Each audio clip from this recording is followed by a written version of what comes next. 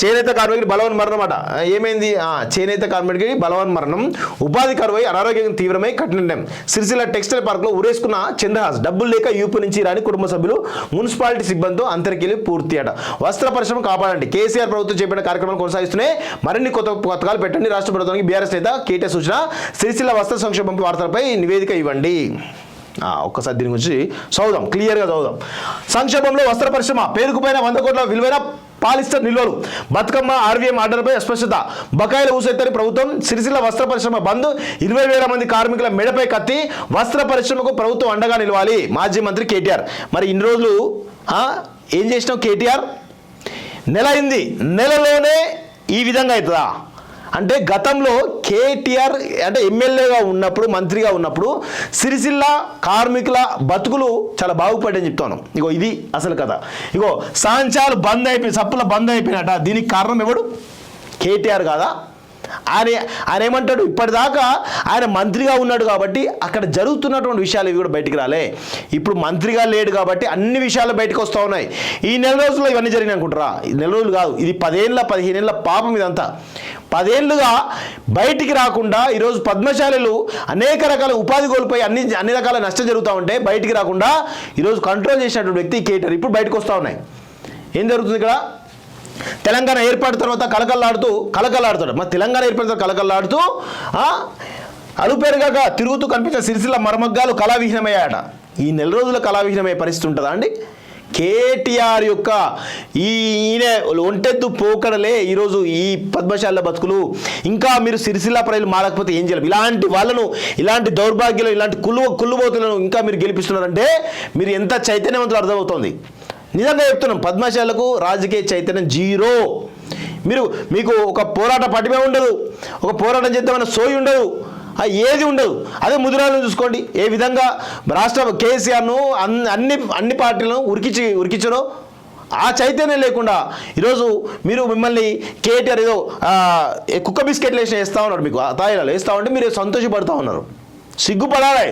పద్మశాలి సమాజం అంతా కూడా సిగ్గుపడాలి వాస్తవంగా. ఏది అలుపెరగక తిరుగుతూ కనిపించే సిరిసిల్ల మర్మగా కళావిహీనమేట. పని కరువై బూజు పట్టిపోతున్నాయట. అంటే నెల రోజులకి బూజు పట్టిపోతాయండి, నెల రోజులకి. ఇది చూడండి ఎంత అంటే కేటీఆర్ ఆడి పాలన గురించి వాడి రాసుకున్నాడు. ఇది కేటీఆర్ అనేవాడు వాడి పాలన గురించి వాడి రాసుకున్నాడు. ఇది అంత కథ అంతా. పట్టణంలో గడప గడప కనిపించే మగ్గం చప్పుడు ఇప్పుడు చెవులకు రెక్కించినా వినిపించలేదు. 30,000 మరమగ్గాలు మోగబోవడంతో వాటిని నమ్ముకుని ప్రత్యక్షంగా పరోక్షంగా జీవిస్తున్న 20,000 మంది కార్మికుల పరిస్థితి ఇప్పుడు అగమ్య గోచరంగా మారింది. ఏటా నవంబర్ డిసెంబర్ నెలలో ఇవ్వాల్సిన రాజీవ్ విద్యా మిషన్ ఆర్డర్లపై స్పష్టత లేకపోవడం. ఇది ఎంత దరిద్రం అంటే నవంబర్ డిసెంబర్ రాజీవ్ విద్యా మిషన్ ఆర్డర్లకు ఈ యొక్క సాంచాలకు నవంబర్లో మరి నువ్వు అంతకుముందు గవర్నమెంట్ నవంబర్లో ఇవ్వాలి. యాక్చువల్గా వాస్తవం చెప్తాను, నవంబర్లో ఇవ్వాలి. అంటే దీనికి మనకి ఎప్పుడు వచ్చిందండి కోడ్? అక్టోబర్లో వచ్చింది.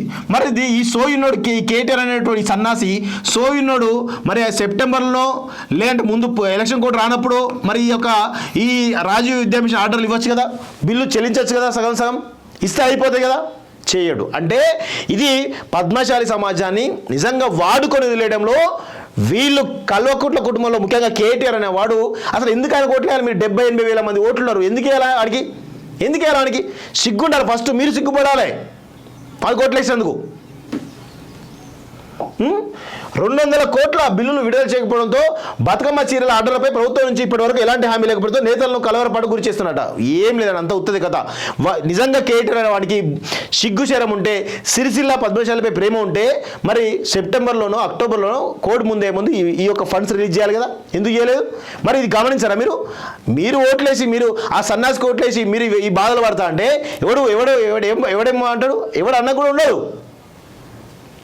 వస్త్ర పరిశ్రమ బంద్ అట, ప్రభుత్వం నుంచి లేచి స్పష్టత. వస్త్ర పరిశ్రమ కాపాడంట. నువ్వేం చేస్తున్నావు మరి? ఆ ఎమ్మెల్యే, స్థానిక ఎమ్మెల్యేగా గొర్రె పళ్ళు తోముతున్నావా? బర్రె పళ్ళు తోముతున్నావా? సిగ్గుండాలి. నువ్వు మంత్రిగా ఉన్నావు కదా, మొన్నటి వరకు మంత్రిగా ఉన్నావు కదా, అక్టోబర్ వరకు మంత్రిగా ఉన్నావు కదా. మరి చేయాలని సోయి లేదా నీకు? మరి అక్టోబర్ నవంబర్లో రాజు ఆర్డర్లు అని చెప్పేసినావు. మరి సెప్టెంబర్లో బిల్లు ఇస్తే అయిపోతాయి కదా, లొల్లు వస్తాయి కదా. అది చేసాత కాదు. కానీ ఇప్పుడు వచ్చి సిరిసిల్ల మళ్ళీ సెంటిమెంట్ అన్నట్టు మళ్ళీ వాళ్ళని ఆ సిరిసిల్ల నేతన్నలను రెచ్చగొట్టి వాళ్ళను సూసైడ్ చేయించుకొని ఈరోజు దాంతో మళ్ళీ రాజకీయ లబ్ధి చేకూర్చి నేనున్నప్పుడు ఇది జరిగింది అది జరిగిందని చెప్పేసి మళ్ళీ ఎమోషనల్ డ్రామా క్రియేట్ చేయాలి. తెలంగాణ ఉద్యమంలో అమరులను తప్పితిరి ఇట్లా ఇట్లా ఎమోషనల్ తెచ్చుకోండి వీళ్ళని తప్పబడితిరి. ఇంకెంతమంది చెప్తారా నాయన మీ రక్తదాహం ఎన్ని రోజులు ఏంది కథ ఇది? సిగ్గుపాటు కొంచెమైనా ఇప్పటికైనా పద్మశాలి బుద్ధి తెచ్చుకోవాలి. ఇలాంటి సన్నాసులను ఇలాంటి లోఫర్గాలను మీరు ఎమ్మెల్యే ఎన్నుకుంటే ఇదే పరిస్థితి ఉంటుంది. మీకు బుద్ధి ఉండాలి కదా ఫస్ట్ ఆఫ్ ఆల్. చేనేత కార్మికులు ఆత్మహత్యలు అంటే ఇన్ని రోజులు చూడండి, అంటే వాళ్ళకు అవసరం ఉన్నంత వరకే వాడుకుని వదిస్తారు అనేది గుర్తుపెట్టుకోండి. కేటీఆర్ అనేవాడు కల్వకుంట్ల కుటుంబం అవసరం ఉన్నంత వాడుకుంటారు. మిమ్మల్ని ఆ దిశగా మిమ్మల్ని మభ్యపెట్టిండు. ఈ చేనేత కార్మిక హత్య కూడా కారణం ఎవరు? కేటీఆర్ కదా, కేటీఆరే. సిగ్గుండాలే. ఇట్లా మొత్తానికైతే ఇది ఎంత విషం జిమ్మాలో అంత విషం జిమ్ముతూ ఈరోజు పెద్ద ఎత్తున ప్రయత్నం అయితే జరుగుతున్నట్టు మనకైతే తెలుస్తూ ఉంది మిత్రులారా.